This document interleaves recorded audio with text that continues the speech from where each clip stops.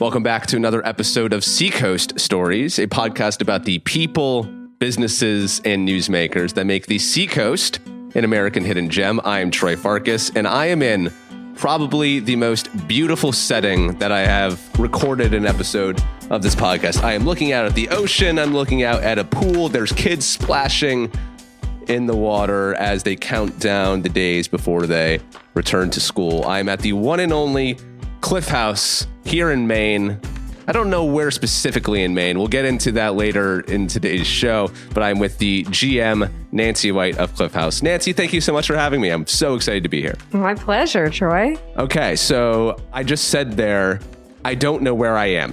The address says Cape Nettic, which I don't even know what that is. The website says Agunquit. When people talk to me about Cliff House, they say, oh, it's in New York. Where are we? Great question. We are on the Seacoast. We are, Cape Nettic is like a hamlet of York. It's right between Agunquit and, I don't know how to answer that, actually.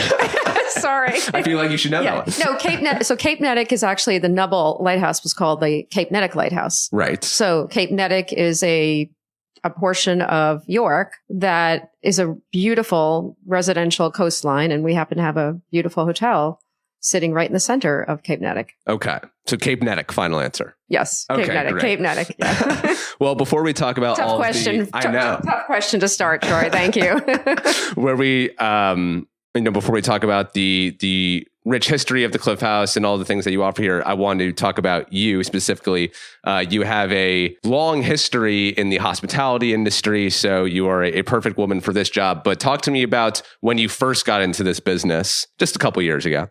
Why you wanted to get into hospitality. I'm one of those few people that I just always loved hospitality and hotels. And my dream was to work for a hotel. And in New York City, I lived outside of New York, and that was my dream. And I ended up getting in touch with all these resorts. And then I fell in love with the resorts and destinations and lived in beautiful places like Martha's Vineyard and almost 2 decades out in Scottsdale. And I love, helping people enjoy a relaxing destination and de-stress, and working with, amazing teams that are dedicated in this hospitality business. So when did this become a dream? Was this little Nancy said, I want to work in hotels? Yeah, actually, my sister had worked for Bermuda Board of Tourism. So I would meet all these wonderful people for dinner at night. She would bring, when she traveled, she'd bring everyone home, and my mom would make these big dinners, and they would talk about all these beautiful places they worked, and islands and highlands. And I was like, I want to do that too. So I just ended up in that destination, and that's where I arrived.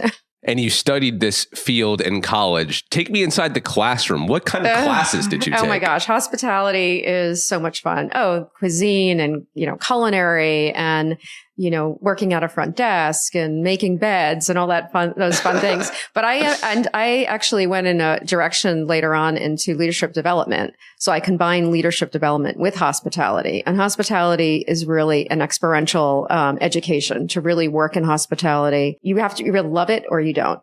And you love people, and you love, these beautiful locations and traveling. And that's what you fall in love with it. And then, at Cliff House, we're all about creating experiences and memories and special events. And that's what it's really all about. And if you love that and that brings you to life, then you're in the right place. Yeah. What's most fulfilling about it for you? It's the people. It's the guests that come back year after year. It's our staff. They're so dedicated.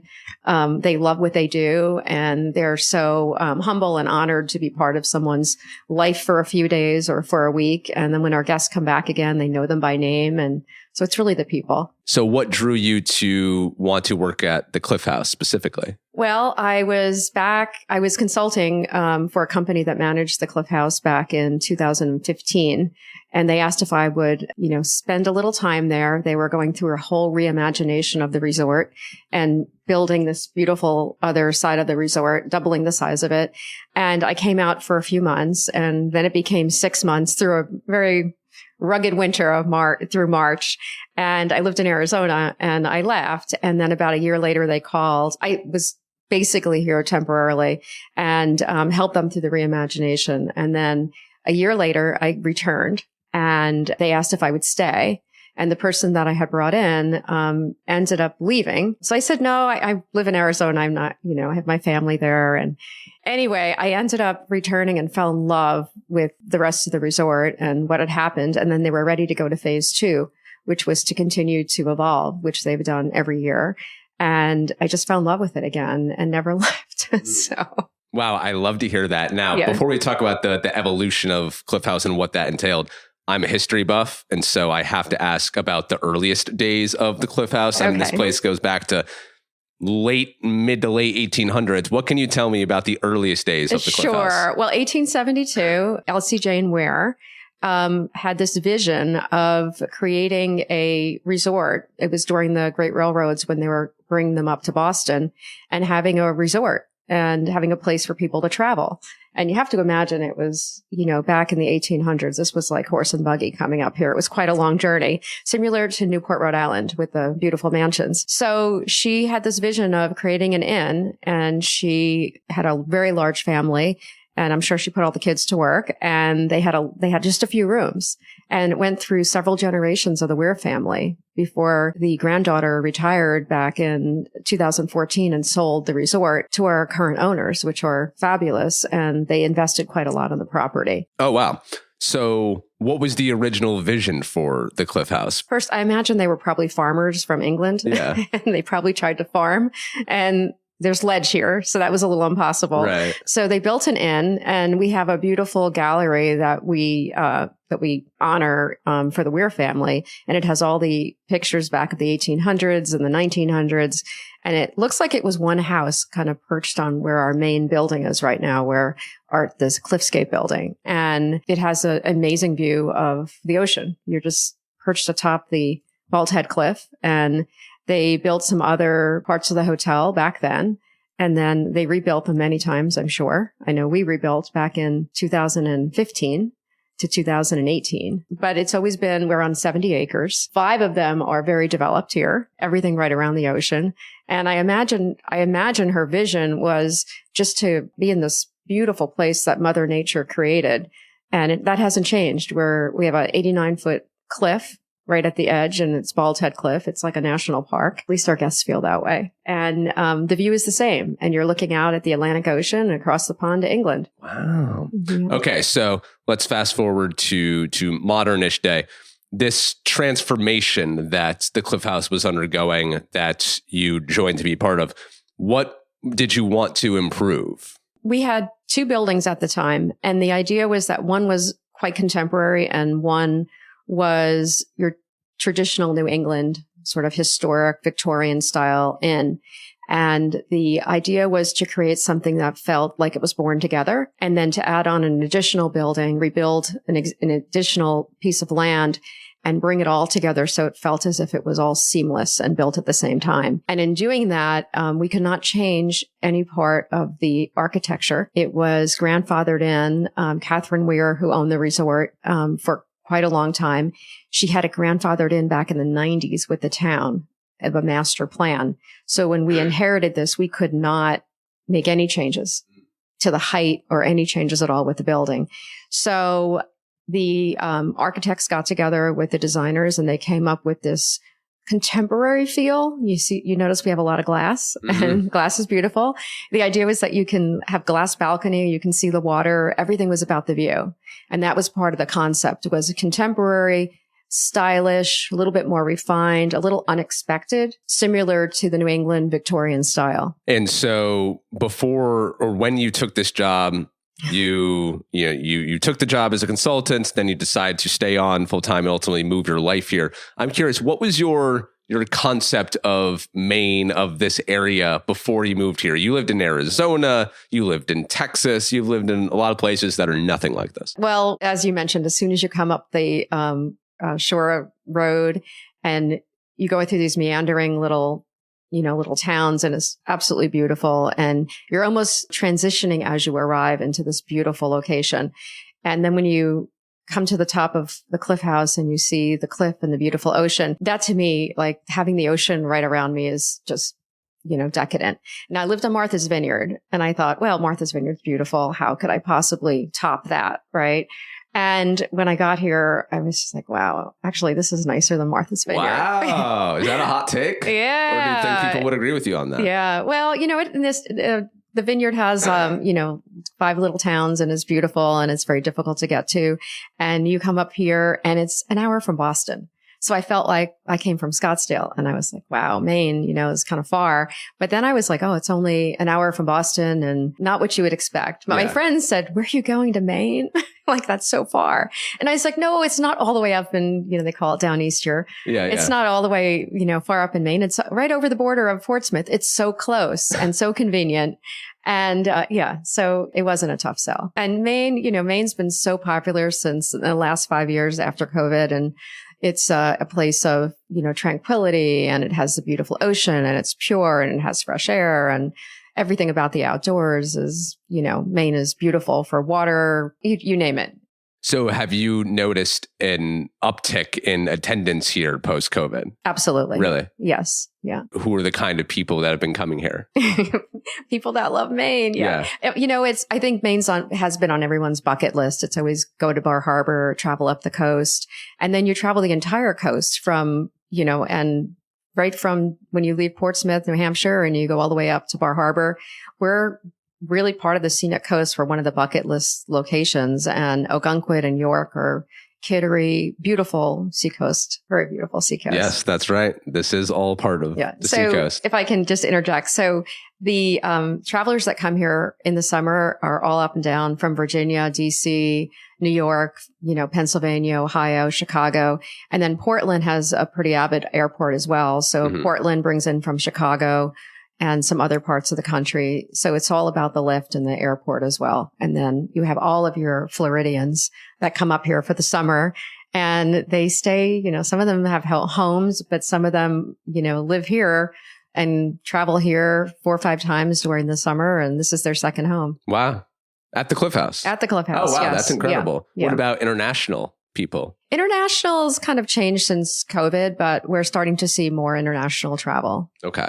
The Cliff House, as you look at it today. Let's start with the rooms. I saw 226 rooms. That's correct. Okay. Paint a picture for the audience here into just your standard room. What are they going to walk in and see? I'll try nothing standard. So we have 40 suites, which are very popular. All of our rooms are oceanfront. They're very... Every single one. Every single room has a view of the ocean. Some of them have a view of the coast and the ocean. Some of them are immediately right on the ocean. You can hear the waves splashing in the evening. They all have terraces, and they are all very stylish and very, the personality of Maine is simple and bold. And we embrace that as well as coastal. So we have, like the shirt you're wearing right now, you're right on brand with us, bold and blue and beautiful. So that's sort of the idea. And we wanted everyone to really focus on the ocean and focus on just the view in front of them. And so we have binoculars in the rooms, and we have a place for them to dine. And, we have a beautiful large TV, which we hope no one really turns on, but they do. And very white and crisp design. White, crisp blue. And we have a lot of nautical elements in the rooms. We have nautical ropes in the bathrooms for the towels, and cleats for hanging, hooks. And we have these, you probably won't see it today, but we have these blue checkered robes, and you'll see our guests walking around the hotel all day and night with robes on, whether they're going to the hot tub or they're coming out of their room. That would be at the bar. Gosh, yeah, I'm it's pretty incredible. Right now. Yeah. Do people, once they're staying here, do they ever leave the resort? Why would you want to? Well, I would say that a lot of them don't. We'd like them to go and experience the area so they can see the beautiful charm of the villages nearby. But some people just spend most of their time, staring at the ocean. We have music all the time. So we have entertainment. We have a movie theater. Lots for them to do. Yeah, we have an artist in residency program as well. So there's a lot of opportunity to enjoy the resort without leaving the resort. Oh my gosh. All right. I want to talk about all of those. So music, what kind of music are we having here? Oh, all different types of music, from jazz, piano to like rock to that are just set up playing around the resort, or there's a specific hall to go watch them perform? Outside the restaurant, there's a lounge called Tidemark Lounge. And in the summer, we have nightly music there. In addition to that, we also have music at the family pool. We have a different entertainer all the time. And we have a restaurant called the Portside, which is new to us, which is the deck overlooking the north side of the property. We have music out there a few nights a week. And then in the terrace, we also have music. So we really have a wide range. And this movie theater, what are we showing there? Movie theaters, 2 movies a day. And in the summer, we have a children's movie during the day, sometimes at night, but we play to the audience. So nostalgic movies and then some cutting edge movies as well. Wow. And are those well attended too? Or like you said with the TV, you don't want people watching the TV? It's random. Sometimes you'll see, last night I went in there and there were 2 little children in there, not with their parents, but there were 2 kids in there and they were watching a kids movie and they were just having fun. And they're the old movie chairs, you know, the red movie chairs. Oh, I love that. So it feels very private. Wow. Okay. Fire pits, are there? I could never have enough fire pits or enough hot tubs. Okay. Absolutely. There's a big fire pit outside Bald Head Coffee. And it's a nice little coffee shop and market. And there's a big fire pit there. The best views of the resort. It's on Overlook Terrace. That's beautiful. And then we also have hot tubs outdoors. We have a family pool and we have a family hot tub. We have a resort pool and a resort hot tub as well for anyone over 13. We also have a lot of art, if you notice, when you travel the resort. Van Ward Gallery hosts a gallery in the hotel for us. And Tom Glover is a local artist, and we feature a lot of local artists here. And we change that out several times a year. Are you familiar with the artist colony locally? A little bit, like in Agunquit, there's a lot of artists, right? Yeah, and it started as an artist colony years ago. Okay. And so we celebrate art as part of our personality. We have sculpture gardens outside. We have Mark Pettigrew's bronze sculptures here as well. Jordan Smith's granite chasing waves sculptures. Lots of art. We have beautiful, amazing artists locally. Wow. All right. So in my past, I've worked in some pretty cool places. So I worked at ESPN in Connecticut, which had this amazing college style campus of just like state of the art equipment, like amazing place. I worked at Spotify. I worked at our World Trade Center offices, which were super bougie and of sweeping views of New York City, which was incredible. But after being in there the 15th time, the majesty, it just kind of becomes wallpaper for you. And you kind of lose the perspective of just how cool and impressive this space is. I'm wondering for you, you've been here basically a decade now. Has it lost its majesty for you at all? No, I can't imagine that ever happening. When I walk outside and I just see the mighty Atlantic, it kind of like takes over and it puts everything in perspective. And you just look and you go, wow. I mean, just the view. And then it just pulls you back to reality. And then I love art and we change our art out all the time. And for our guests, we always want to have a surprise, something new all the time. We evolve every year and we try something different. And that's part of what makes it fun for me too, is always having something refreshing and different. And so our guests have these elements of surprises and that makes it fun. Yeah. You mentioned a big part of getting into the industry way back when was you like helping people de-stress and forget about whatever's going on. Conversely, jobs always stress people out. So I'm wondering, do you get stressed out from this job in this beautiful place? That's helped to make people de-stress? Yeah. I'm managing people. So I'm managing people as well and that are managing guests. And I can get stressed out, but I just look outside or, I go down to the ocean and I find a nice little hiding spot for an hour and all comes back together and I get a new perspective and absolutely. Yeah. Look at the ocean, take a dip in the hot tub. You can de-stress yourself pretty easily here. Yeah. And it's a fun job. I mean, we have an amazing owners. We have an amazing location. We have a lot of beautiful guests that come back year after year and it's like family, you get to see people and return in the summer. And then in the winter, we are put to the challenge of capturing our guests back for the winter and captivating them with different events. Last night we had the dueling pianos. We had almost 120 guests, dancing and singing to dueling pianos. And we have ice bars in the winter and lots of fun things. In the winter, are we still getting people from all around the country, or is it mainly people going on local retreats? I would say within 200 to 300 miles. Yeah. In Boston, you're always looking for something to do in the winter. So if we have, an ice bar, everybody comes up here. They're looking for something interesting to do. If you're not a skier and you're going to the ski resorts and you want romance or a culinary experience or we have a beautiful spa, our guests come up here. Our spa is busier in the winter than in the summer. Yes, that makes sense. Yeah, spa and wellness. We have spa and wellness retreats. Absolutely. What does the spa entail? Well, the spa sits right above, inside the cliff.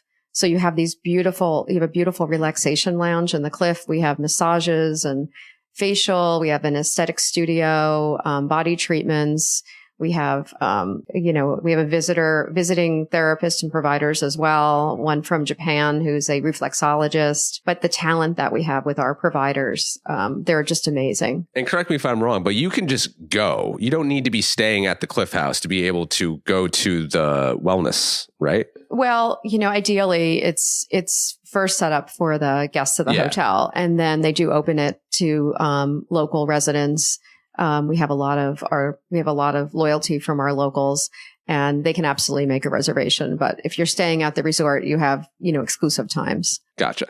Any fun memories, stories come to mind for you that have really left an impact on you emotionally when you look back on your 8 years here? There's so many. I mean, I can't even begin to start with the stories, but I think, we have a family that comes every year. July 4th is always memorable for us. We have the fireworks off the cliff, and we have just traditionally a lot of families that return, and you'll see them from 2 years old. And in my 8 years, some of them watching them grow up is amazing.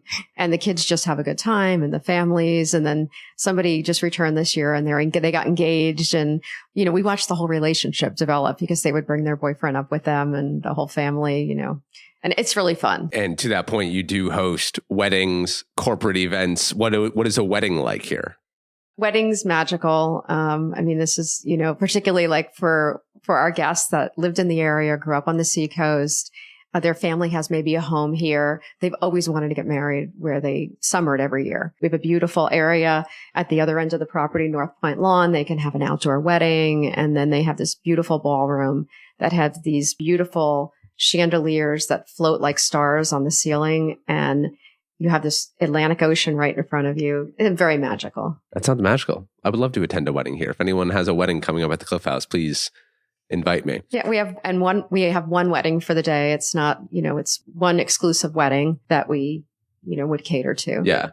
I had a conversation with the head of tourism for the city of Portsmouth at the beginning of summer or just before, and she was concerned about tourism to downtown Portsmouth for the summer for several reasons. International relations, not so great right now because of what's going on in the country. We were in Portsmouth, trying to convince Canadians to come hang out this summer. And then, of course, just the economy right now, there's lots of uncertainty, obviously. And so people are less willing to spend on a nice vacation like at Cliff House. So how is the attendance been at the Cliff House for you? Did you see any sort of effect of the economy on business here this summer?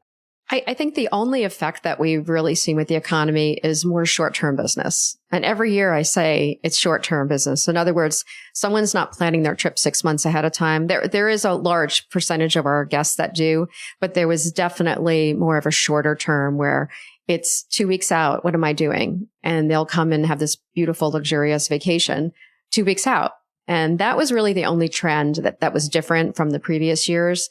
But we have more business than we had last year. Really? The summer is busier than than my 8 years that it's been. Oh, wow. So we haven't really seen that. And international, I think it's slowly coming back. But a lot of it depends on the lift into Logan and what that feels like and travel. But we haven't felt the difference with our guests at all. Was that a concern for Cliff House at the beginning of summer? Not so much at the beginning of the summer. I think at the beginning of the year, you heard a lot about different, travel patterns. We look and see what our pace is, what's happening for the summer. Are people reserving for the summer? We run pretty high occupancies in the summer right through Columbus Day, and people are booking for next week. And I'm like, gosh, so is that a lack of planning? Is that from the economy, or is that because somebody doesn't know what their plans are from week to week? Maybe they work remote. Maybe they're driving and they're not flying, and they decide just let's have a getaway. We didn't plan anything. We didn't go overseas this year, so maybe we should do something more local. Yeah, I would venture to guess it's the uncertainty aspect of it. People don't want to book out 6 months in advance because, gosh, who knows where I'll be 6 months from now. Yeah, and look, last week, a couple of days ago, the stock market was on fire. So maybe we got a lot of calls and people said, oh, things are good. My stock is up. Let's go travel. Yeah. And in the winter, is there a big drop off in attendance, or is it still pretty consistent? Yeah. And so in the winter, we open on Thursday, we close on Monday. Okay. So, everything's open. So when we open full steam with all the restaurants, with, the spa, and we are pretty busy on the weekends. It's difficult to get a room on a Saturday night. Yeah. Talk to me about the restaurants here. We love food here on the Seacoast. What are some of the offerings? First of all, we have an amazing restaurant team and very talented culinary team. We embrace the locally sourced lobster and seafood and beautiful, dairy farms that we have in New Hampshire, and vegetables. And we have a signature scallops and lobster fried rice is one of our amazing items. But the chefs are always creating something fantastic. In Tiller, which is our signature restaurant, which is right on the waterfront, it's right on the ocean. They have a menu that they'll be launching. They launch seasonally. They have a new winter menu that they'll be launching, and you can come in the bar and you can have you can have mussels and oysters. There's so many fantastic items on the menu. And then we have lobster, and we have a lobster tank. We have Nubs, named after Nubble Lighthouse. Of course. Nubs Lobster Shack. We have a coffee shop. Which serves barred coffee out of Portland. Barred coffee, right? Thanks to Bob and Carmen up in Portland. They have a roastery up there, and we have their signature coffee. And then we also have Portside Cafe. We also have in-room dining as well for those that want to have more romantic experience in their suite or in their guest room. What's your favorite restaurant? I love them all. Smart answer. What's your favorite meal at one of these restaurants? I obviously lobster rolls with butter, is in Nubs. The chefs are always creating something new. So they're always, the other day I had this ahi tuna with cucumbers from Chef Kyle's garden and a little caviar on top. That was amazing. But they're always topping something different all the time. So always experimenting. I'm going to have to put a disclaimer at the beginning of this episode. Do not listen if you are hungry. Yeah.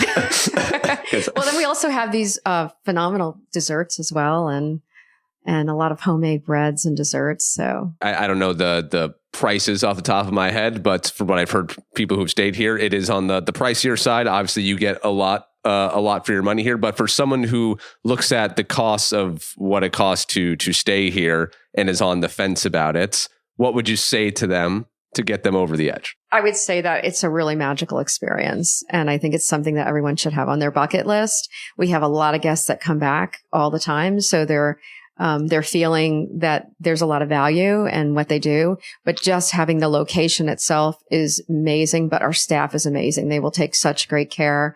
And we have so many guests that come here for celebrations, for whether they just got they just got engaged on the cliff, or they're coming back for their 50th anniversary. It's a great place for families to gather, and they return. So there's something magical about that. Talk to me about the staff. How many people work here? We have about just close to 400 staff members, and about over 20 different countries. We have international staff as well. Okay. And we have a lot of local residents that, locals from Maine, New Hampshire travel. Some of our staff travel as far from the northern Boston area as well. Yes. Laura, who runs marketing here, drives from Vermont. Yes, we have several that hail from Vermont. That's correct. That's wild. That just goes to show how special the place is. Because that's traveling, that kind of commute takes a lot out of you. So the fact that people want to work here that badly to do that commute, I think says a lot. We're very fortunate. Yes. Yeah. Okay. Anything else that we should cover that we haven't? Troy, I'm sure I'm missing something. So let's see. No, just you'll have to spend a night here and experience it. I'm going to have to. I need people to get married here. Yeah. And so I need weddings to come to. When I mentioned about the Chile restaurant and the Tidemark Lounge, we also have an outdoor terrace as well, which is quite popular. So hopefully you'll get some footage of that as well. Would you ever consider building a podcast studio here? I would. There you go. We could record Seacoast stories live from the Cliff House. That's right. There's an idea for you guys. The theater. How about the theater? Does that have views? The Hartwick Theater. On the screen. Because my current dream for the show is to be in downtown Portsmouth overlooking the Memorial Bridge on the Piscataqua River, and to kind of have that be the backdrop for big windows like these. But I could also reroute those dreams to the Cliff House if possible. So, well, that's right. That's right. I know you're a little bit newer to the area, but I talked about art being such a big part of our roots as well, and the area. There's the Ogunquit Museum of American Art, which is just a little mile and a half up the road, which is beautiful, great scenery, right on the coast, right actually off of one of those channels there. And then there's also Perkins Cove, which has beautiful shops. I've heard of that. Haven't been. Great restaurants, MC Perkins and some other restaurants there. Right. And then there's the Ogunquit Playhouse, which is a phenomenal. Haven't been there either. A phenomenal playhouse of New England. Yeah. Absolutely. And then there's this, people are going to be so mad at me. The Causeway? Is that what it's called? Like this big walkway in Ogunquit? Oh my gosh. No, it's Marginal Way. Marginal Way. Yikes. I think the Causeway is down in New Jersey, maybe. Yeah. Okay. No. Yeah. Okay. No. That's a really great part of LBI. There's Marginal Way, and Marginal Way is a historic walkway that's on the edge. It's about a mile and a half all the way down. It goes all the way down towards the Ogunquit River, which goes to the beach, and you can walk along there. Okay. And right now, the last few days, there were big waves coming, so you can watch the surfers out there as well. But it has, it's a beautiful walkway, and it has benches you can sit on, really scenic and rocky. That's one of the most beautiful walkways to enjoy here in the area. Any famous people that have stayed Lots here? Lots of famous people. Ooh, who are some of the famous people? Can't really talk about that. No, why not? Not really, no. Do they have like security teams and such when they're here? Yeah, all sorts. Yeah, we have some fun sports figures and fun. Yeah, and artists. Certain Boston Celtics, perhaps. Yeah, perhaps. I won't pester you too much. I'm just Thank you. kidding. I do appreciate that. Well, I thank you so much for joining the show. We have one final question. We ask the same final question at the end of every episode every week, and I'll ask it to you. If you were to leave this earth tomorrow, how would you want to be remembered? Great question. I missed that on your last podcast. Yeah, you didn't get to the end. Yeah, I didn't get to the end. I would want to be remembered as a thoughtful, caring person that enjoyed life and wanted to help people celebrate their life. I'd say you're doing a pretty good job of that. Thank you, Troy. Thank you so much for joining the podcast. My pleasure.